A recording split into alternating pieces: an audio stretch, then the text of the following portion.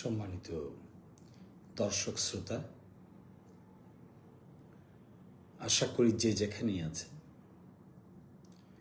ভালো আছেন, সুস্থ আছেন। আসলে আজকে অত্যন্ত দুঃখ ভারাক্রান্ত হৃদয়েই আপনাদের সামনে হাজির হলাম। আসলে এই কথাগুলো না বললেই নয়, সেই জন্য আসা। এই পর্যায়ে আমরা উপনীত হব এটা কখনো ভাবিনি,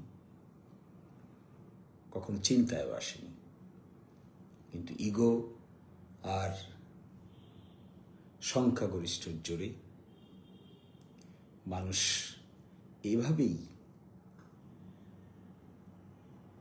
পুরনোকে ভুলে যায়, নতুনত্বকে আলিঙ্গন করে, তা কখনো ভাবনা চিন্তার বাইরে।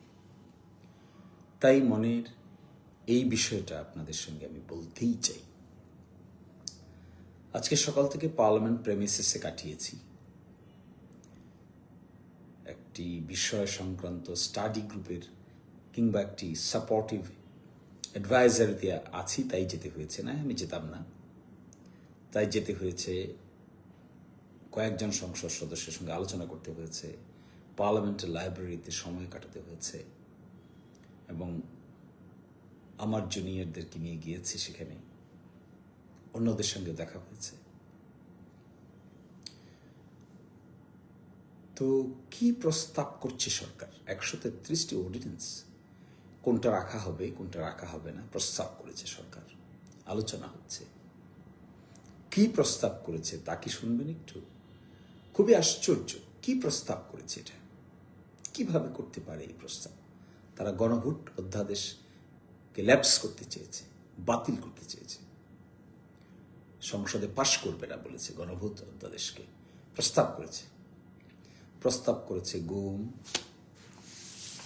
এবং আশ্চর্য বিষয়, কি করে সম্ভব হয়, কি করে এটি বাস্তবসম্মত, এটিও আমার মাথায় ধরে না।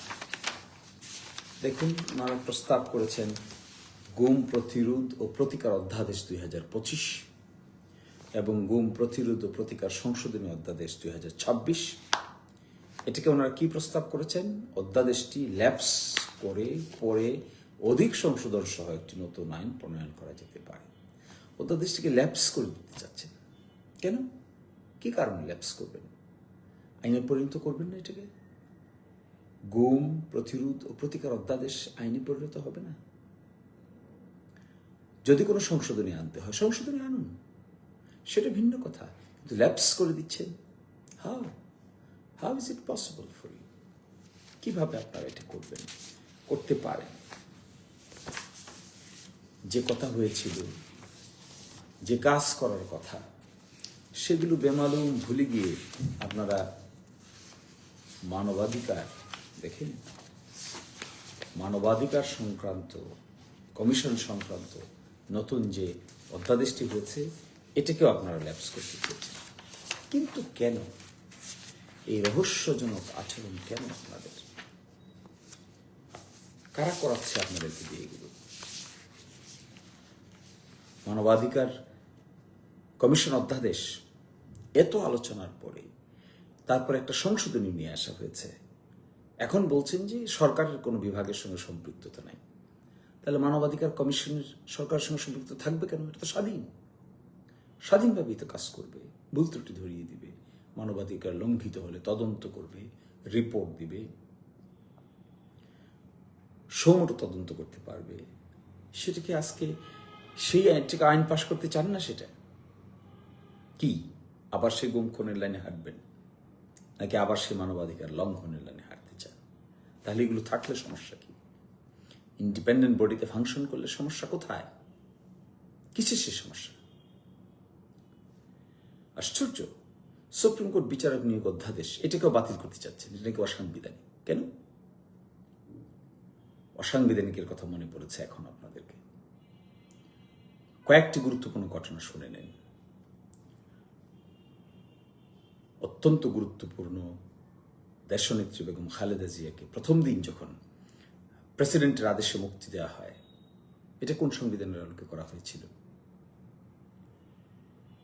তখন কি প্রধানমন্ত্রী ছিলেন? রাষ্ট্রপতি কি জারি করতে পারেন? কোনো আদেশ দিতে পারেন প্রধানমন্ত্রীর পরামর্শ ছাড়া? প্রধানমন্ত্রী তো ছিলেন না। তাহলে পরামর্শটা দিল কে তাকে?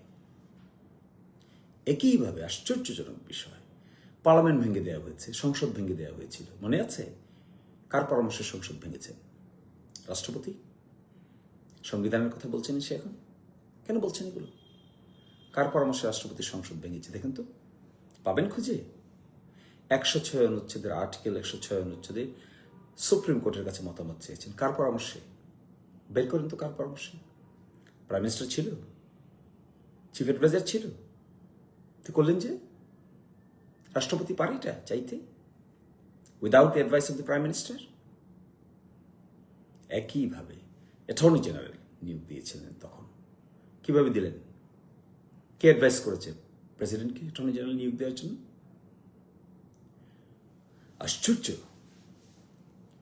ঘুরে ফিরে যে লাউ সেই কদুই বানাচ্ছেন রাষ্ট্রটাকে। বানাবেনই আপনারা, বানাতেই হবে আপনাদেরকে। কেন বানাতে হবে? শিক্ষা নেই কোনো? শিক্ষা নেননি? এত বড় একটা অভ্যুত্থান বিপ্লবের পরে শিক্ষা নেননি কেন? সুপ্রিম কোর্টের বিচারক নিয়োগ অধ্যাদেশে সুপ্রিম কোর্টের বিচারক নিয়োগও হয়েছে এই সিস্টেমে, এখন বলছেন না এটাকে বাদ করে দিতে হবে। আরে কি অদ্ভুত কথা।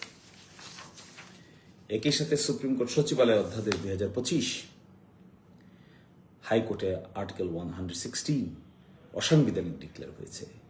তারপরে সুপ্রিম কোর্ট সচিবালয় অধ্যাদেশ জারি হয়েছে, 6 মাসের ভিতরে করার নির্দেশনা দিয়েছিল, সেই অনুপাতে হয়েছে। এখন বলছেন 7 অনুচ্ছেদে যে বিষয়টা আছে এটার কার্যকারিতা সরকারি গেজেট নোটিফিকেশন দ্বারা কার্যকর করবে। কেন করবে সরকারি গেজেট নোটিফিকেশন দ্বারা কার্যকর? ওয়াই? তাহলে বদলি, পদোন্নতি, শৃঙ্খলা আবার সে আপনাদের হাতে নেবেন, আবার আইন মন্ত্রণালয়ের হাতে নেবেন, আবার সেই পরাধীনতার নাক পাশে মানুষকে আবদ্ধ করবেন।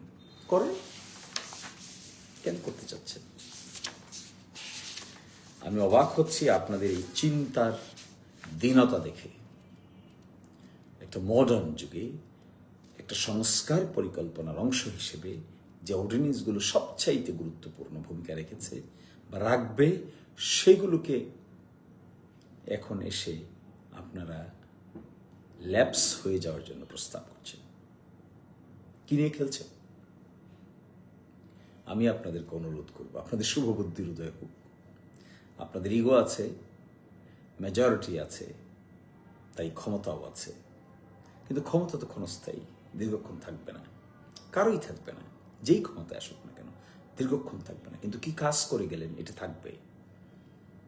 রাষ্ট্রটাকে লিবারেট করার জন্য, রাষ্ট্রটাকে মডার্ন করার জন্য, আধুনিক করার জন্য, সৌন্দর্যমণ্ডিত করার জন্য, ক্ষমতাকে বিভক্ত করার জন্য, ডিসেন্ট্রালাইজ করার জন্য এত কিছু করা, আর সেখান থেকে এখন সরে গিয়ে আবার ক্ষমতাকে কক্ষিগত করছেন, সেন্ট্রালাইজ করছেন। It's not proper, my dear government. It's not simply proper. Try to develop something proper or wait for consequences. This is up to you. Thank you.